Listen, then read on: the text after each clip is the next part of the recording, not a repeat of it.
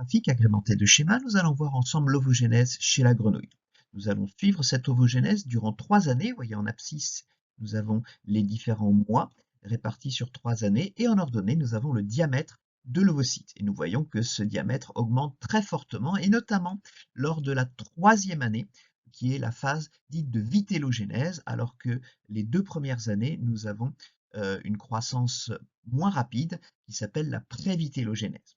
Nous passons d'un ovocyte qui a une taille inférieure à 0,1 mm jusqu'à un ovocyte qui a une taille de plus de 1,5 mm.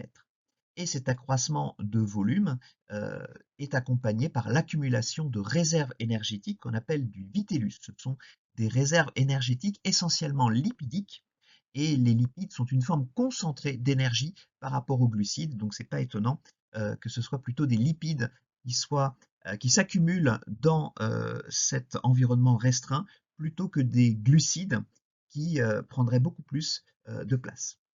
Et il y a des lipides, il y a également des protéines dans ces réserves, mais les protéines ne sont pas synthétisées sur place, elles sont synthétisées au niveau du foie sous la forme d'un précurseur qui s'appelle la vitellogénine, qui est produite sous l'influence des œstrogènes.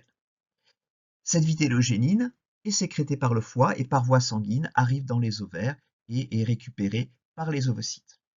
Ces réserves énergétiques s'accumulent dans l'ovocyte sous forme de plaquettes vitellines que l'on voit ici apparaître lors de la 3e année, lors de la phase de vitellogénèse proprement dite. Et ces plaquettes vitellines vont se répartir de manière hétérogène dans le cytoplasme de l'ovocyte et s'accumuler autour du pôle végétatif, ce qui fait que l'ovocyte des amphibiens, chez la grenouille, et c'est vrai aussi chez le xénope, est appelé un ovocyte hétérolécyte avec une répartition inégale des réserves, et ça va avoir une influence sur la suite du développement embryonnaire.